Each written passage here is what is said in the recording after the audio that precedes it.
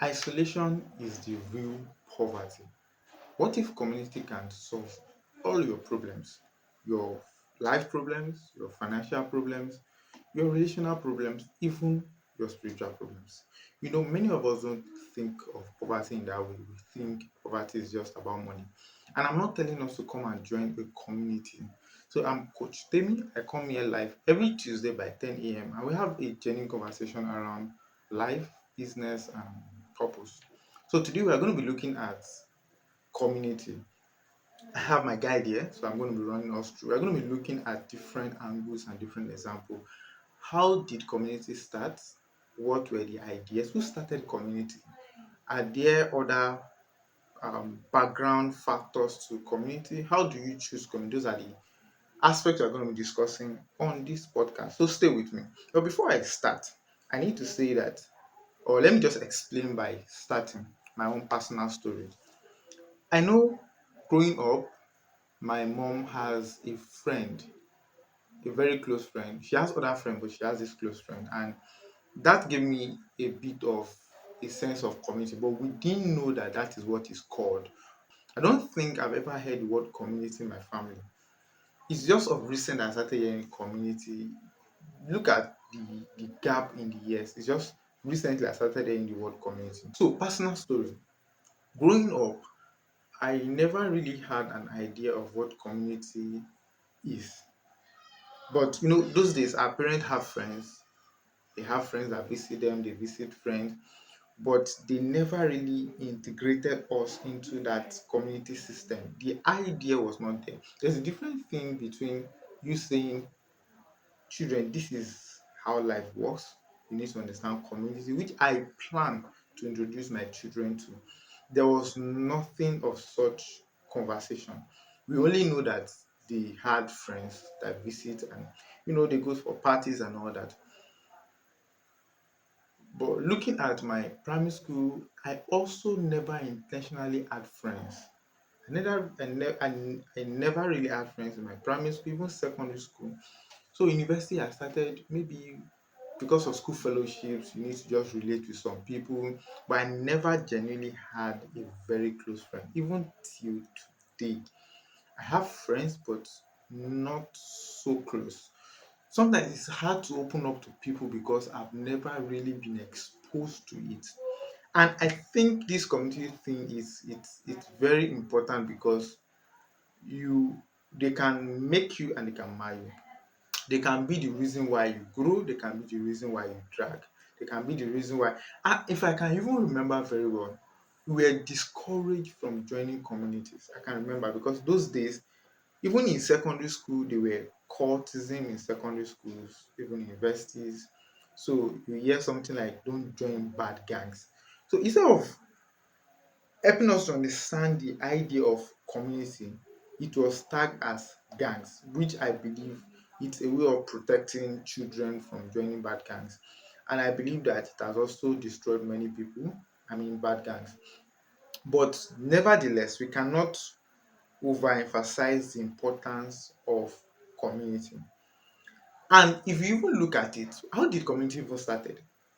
I asked a question, or maybe I should ask a question. Why is it that we didn't drop from heaven? Why is it that we are giving birth in the context of a family? I believe that family is also a community. So that means community is actually God's idea. God made sure that we started out in the context of a family. And I believe that for many of us, the way we live our life right now, a large portion of the ideas or the ideology we have came from that family. The way we communicate with people, the way we live our life. For example, some people don't share clothes, some people don't share accessories, not because they sat down and decided that I won't share this, but because the way they were brought up, they never really had reasons to share, or their parents even said, do not share this, do not share that. Let's look at our religion.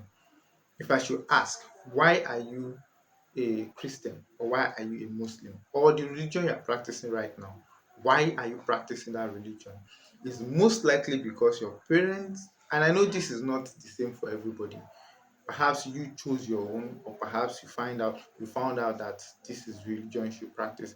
But most of us are practicing the religion we are practicing right now, not because we chose it, but because we met it.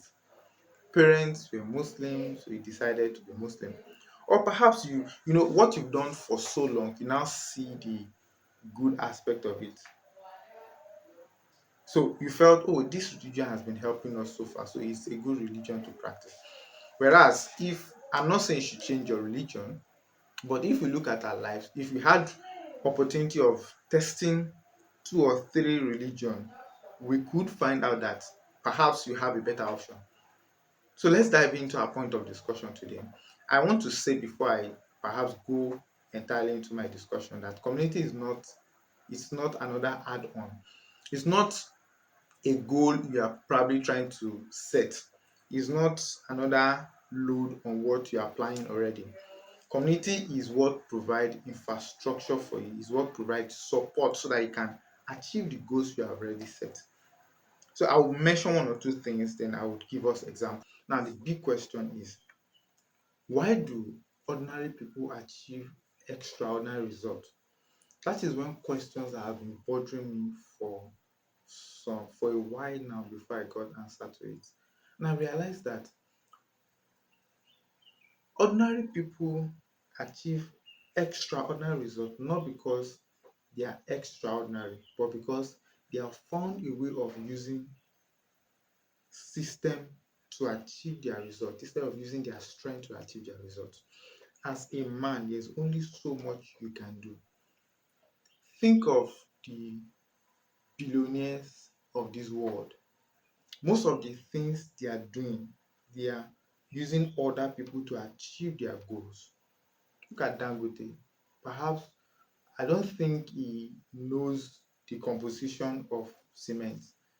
He might not know how to drive a truck, but he has been able to do that because he has found a way of using systems to achieve his goals.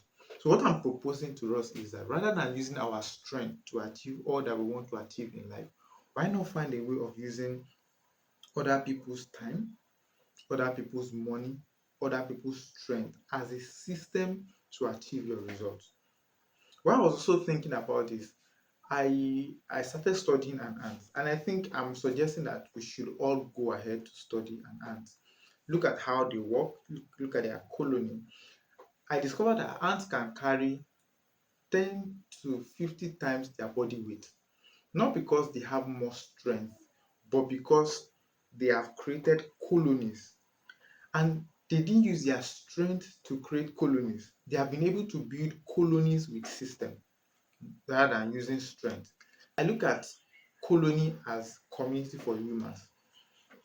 There are so many goals we have. There are so many plans we have. Why not use community to achieve your plans? Now, I want to pause here.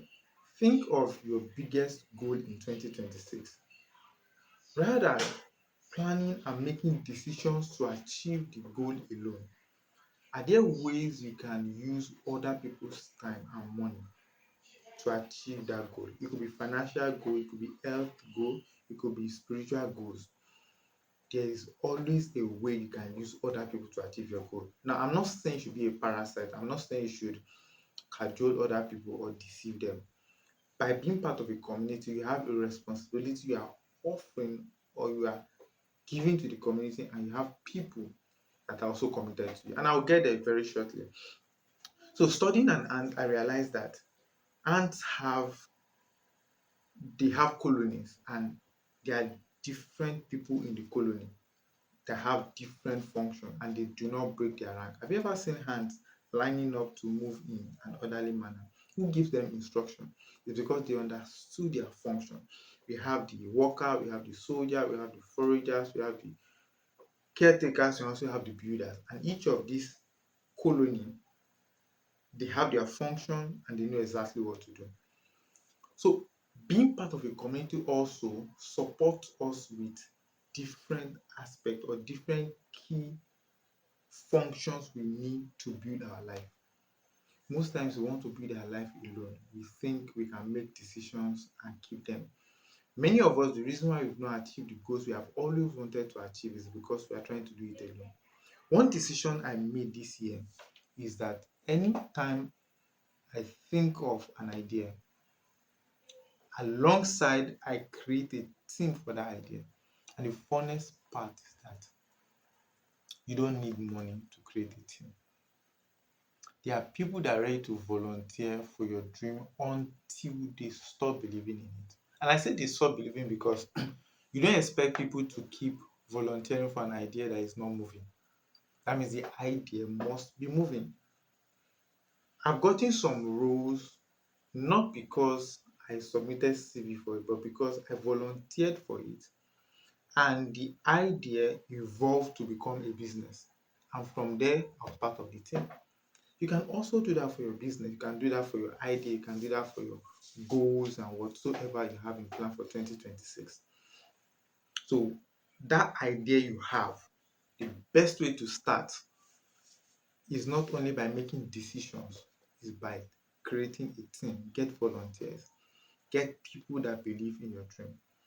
So I started this podcast by saying that what if community can solve all your problems?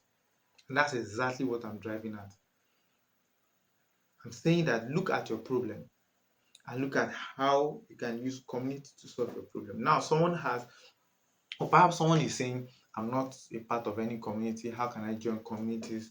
This podcast is not really, this is not really to tell you the community to join or what not to, or how to join the community. I'm just trying to open our eyes to the fact that there's a lot that we can achieve by being part of a community.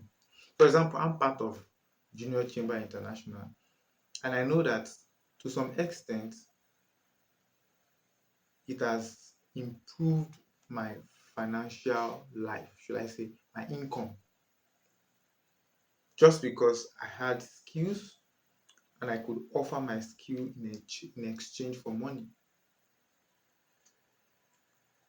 Think of communities you can join. And I need to say that as you're planning to join a community, the most important thing is that you must have value to offer. If you do not have value to offer, you probably will not get the best out of the community because as you are joining, there are other people in the community that also need help. Their strength could be your weakness, their weakness could be your strength.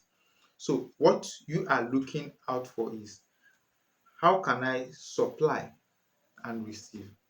How can I help others and receive help? Not just how can I receive help. It has to be a two-way thing. There has to be something you are providing for the community. So at this point, the question you should ask yourself is which community is worth joining? It could be a church community, it could be an association, it could be your business community, it could be your estate community, it could be your school community, but there's a need to be part of a community. You cannot do life alone. I've I've done life alone and I've done life with community. I've seen the difference. It's a whole lot. There are opportunities that you cannot pull to yourself. You get it because you are part of a community. There are some offers that you don't even need to submit your CV for. You get it because somebody in a community trusted you or have experienced or has worked with you and believe that you can carry out that assignment. Maybe you don't even believe in yourself, but there are some people in a community that can believe in you more than you are believing in yourself. Not because they are just believing for believing's sake, but they've seen one or two things you've done with courage. And because of that, they believe you can do more. But whereas you did that in fear, but they saw courage in it. I am simply encouraging us that let's begin to look at life beyond ourselves. Sometimes the reason why we don't want to join communities is because we don't want to give, and that's stinginess. Sometimes we think we are being, sometimes we think we are protecting ourselves, but in the true sense of it, we are denying others the light that we shine. What can you offer? Who can you offer your service to? Who can you help?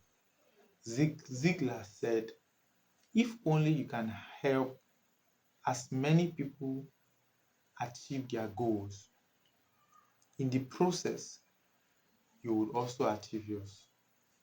If only you can help people get what they want in life, in the process, you will get all you want in life. So, my last word for you today is sit down and plan your goals in light of a community. If you don't have a community you are part of now, once you start thinking of being part of a community, the opportunity will show up. Some community will also demand that you pay dues. Pay the dues as long as the benefit is also there. What you just need to do is to have a clear goal of what you want to achieve by being part of the community and make sure that it aligns to your belief. With all those being said and done, also have a long-term plan when you are joining the community, because when you join, it might not start bringing results or yielding fruit immediately. It might take 1 year, it might take 2 years. Just make sure that you are focused and you are not distracted. I bet it with you, it's better to do life with a community than to do life alone. You move very fast by doing life alone, but you move very, very far by doing life with a community. Those hangouts, those small community, those small discussions, those book reviews, those little gists, opportunity shows up in little things, even things that people ignore. So be part of a community, be a very active participant in a community, and I can guarantee that something will change about your life. And if you are part of a community and it's not, you've been there for years and you are not seeing any impact, opt out, join another community. But it's very important that you do not do life alone. It will affect your finance, it will affect your health, it will affect your life in general. Hope to see you next time. Have a blessed day.